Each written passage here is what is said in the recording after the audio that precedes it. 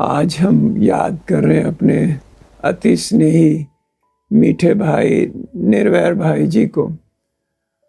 मेरे लिए तो उनका व्यक्तित्व ऐसा था, विशाल था। उनकी रॉयल्टी, उनकी डिग्निटी मुझे हमेशा इंस्पायर करती थी। और उनका प्रेम तो जैसे अथाह था, इंतहा था, कोई लिमिट नहीं थी। प्रेम से जैसे वो सबका जीवन संवारते थे। मेरा उनसे पहला परिचय हुआ 1970 में, जब मैं पहली बार मधुबन में आया था। मैं उनसे परिचित भी नहीं था, लेकिन कैसे उन्होंने बहुत स्नेह से, मैं उन दिनों मेडिकल कॉलेज में पढ़ता था, लेकिन उनके साथ भोजन करते थे, उनसे बातें सुनते थे, और हर चीज़ की वो जो जो भी बात करते थे वो दिल से बात करते थे।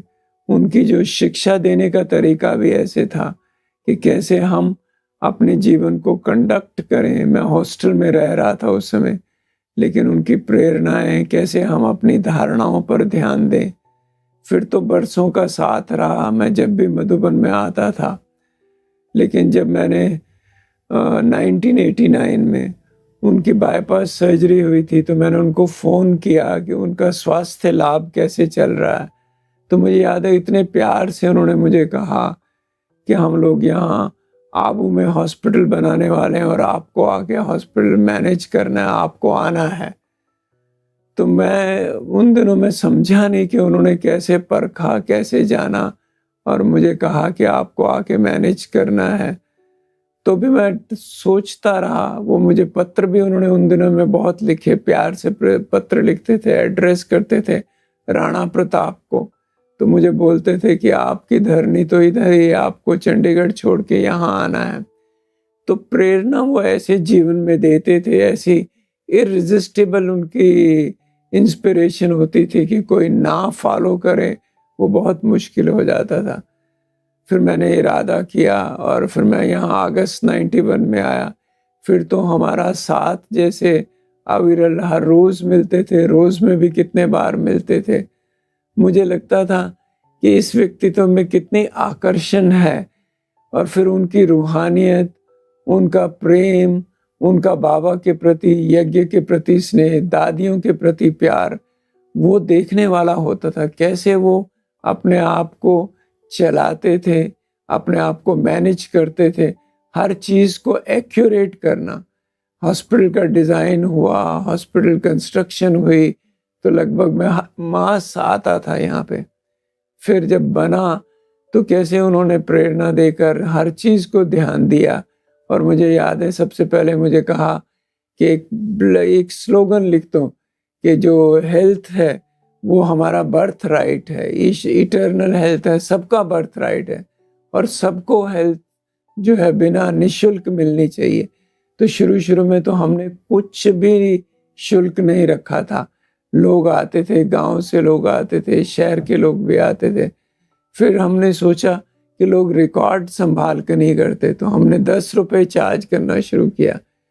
तो मेरा कहने का भाव ये कि उनका जो मानवता के प्रति जो प्रेम था, जब उनकी अपनी बाईपास सर्जरी हुई तो उनको लगा कि मैं तो बॉम्बे पहुंच गया, लेकिन कैसे अनेक भाई बहनें बॉम्बे पहुंचेंगे या उनको कैसे लाभ मिलेगा।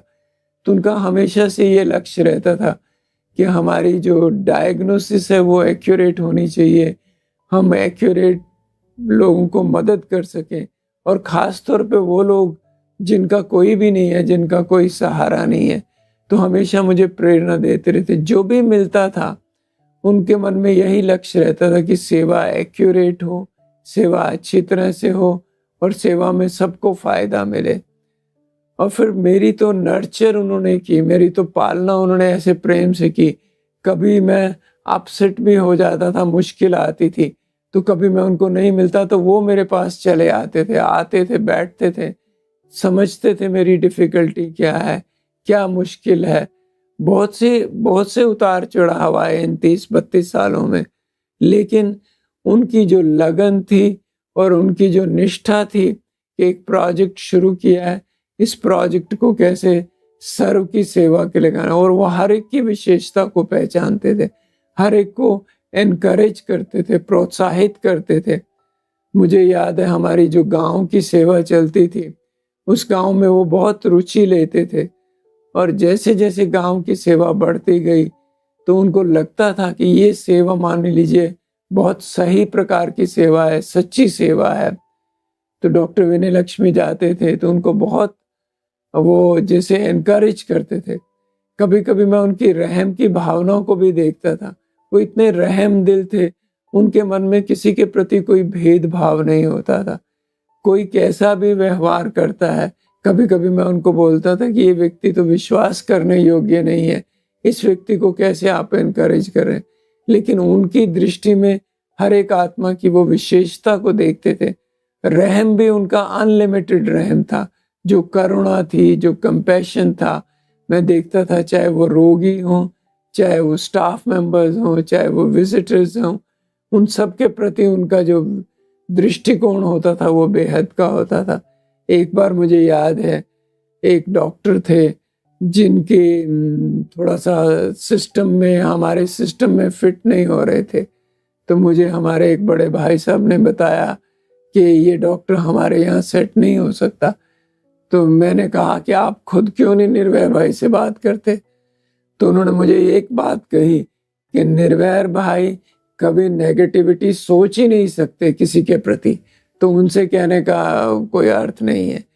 तो मुझे उस दिन वो बात बड़ी गहराई से है। उन्होंने एक बार मुझे सुनाया भी था कि देखिए हर एक आत्मा में जो विशेषता है, बाबा ने हमें चूज़ किया है, बाबा ने हमें चुना है, तो हमारी विशेषताओं को देखकर चुना है। और ना केवल वो हमारे वर्तमान को देखते हैं लेकिन हमारे भविष्य को देखते हैं।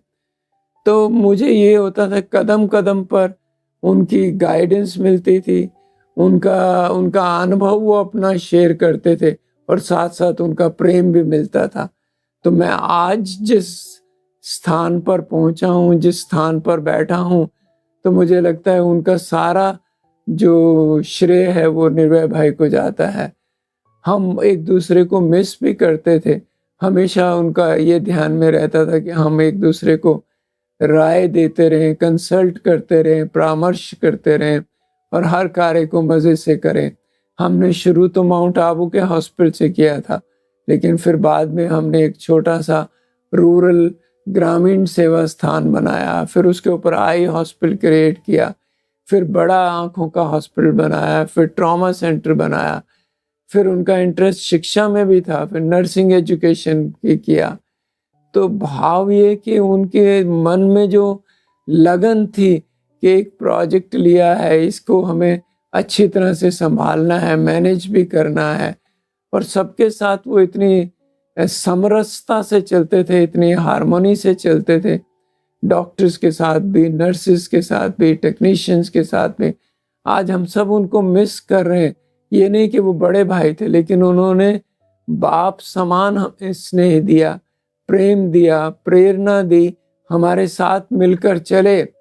और हम लोग तो ये याद करते हैं कि वो कभी भी हम जब यहाँ आते थे, कभी भी हमें बिना टोली, बिना भोजन के नहीं जाने देते। केवल आध्यात्मिक पालना ही नहीं, लेकिन स्थूल पालना से भी वो हमें बहुत जैसे प्रेम से हमें वो करते थे। मैं कभी-कभी ये सोचता था, कभी डिफ़िकल्टीज़ भी आई थी, कभी किसी की आपस में नहीं बनती थी, लेकिन उनका दृष्टिकोण हमेशा पॉज़िटिव रहता। उन्होंने कभी किसी को ये नहीं कहा कि आप गलत हो, उनको पॉज़िटिव बात ज़रूर दी। मुझे याद है हमारे ट्रस्ट में भी कभी कोई वो होता था, लेकिन भाई साहब बहुत प्रेम से पॉज़िटिविटी को लेके उनकी पॉज़िटिविटी भी रिमार्केबल थी, उनका प्रेम रिमार्केबल था, उनकी विज़न रिमार्केबल थी। अभी आजकल उनको ये प्रेरणा थी कि जैसे कोविड में हमारे पास इतने भाई-बहन रह गए थे, अब अगर फिर से ऐसी कोई मुश्किल आएगी तो हम क्या करेंगे?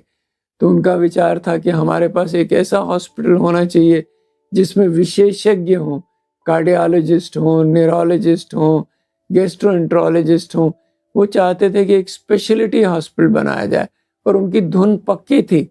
मैं उनको कहता था कि डॉक्टर्स नहीं मिलेंगे हमें, लेकिन वो कहते थे नहीं, सब कुछ होगा अगर आपका इरादा पक्का है।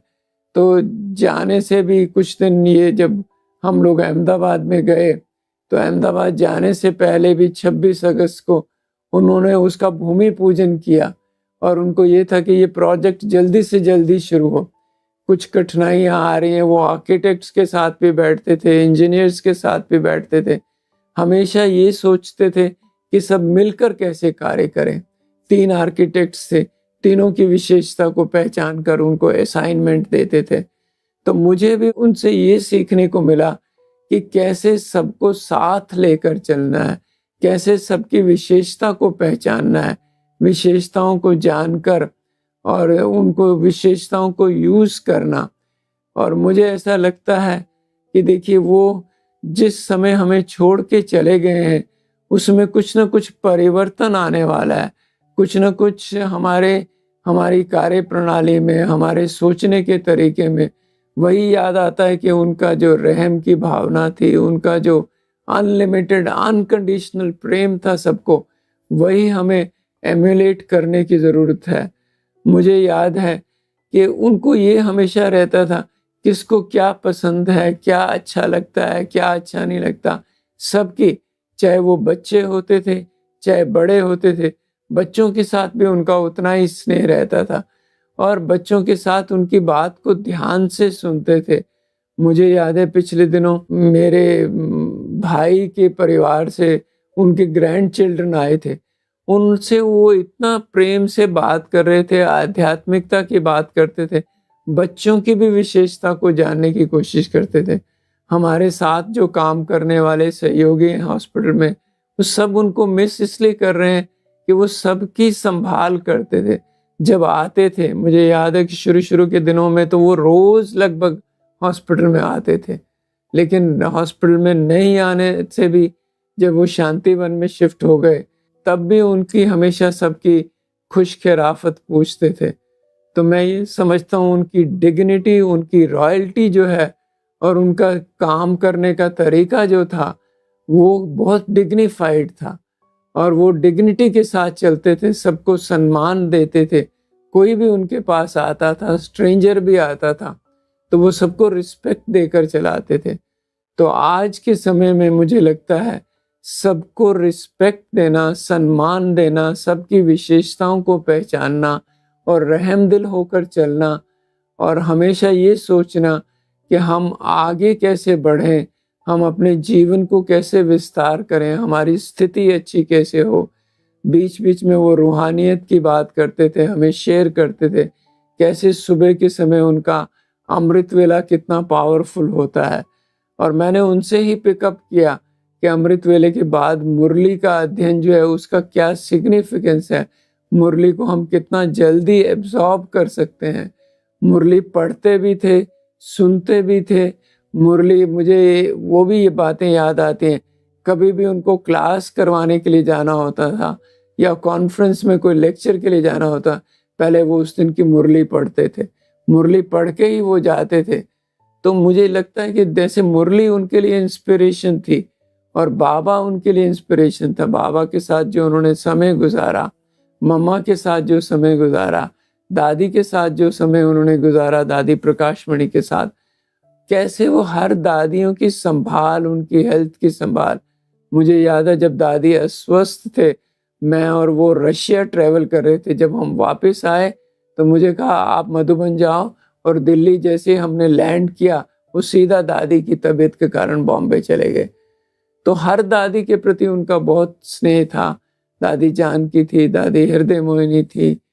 तो दादियों से और परिवार से जो उनकी असीमित रिस्पॉन्सिबिलिटी समझते थे, वो कहते थे बाबा ने मुझे ये, एक बार किसी व्यक्ति कोई बीमार था तो उसकी रिस्पॉन्सिबिलिटी दी, तब से मुझे मेरे ये जीवन में ये लक्ष्य हो गया कि सबकी संभाल करना, खास तौर पे जब कोई अस्वस्थ हो तो उसकी तबीयत का ध्यान रखना।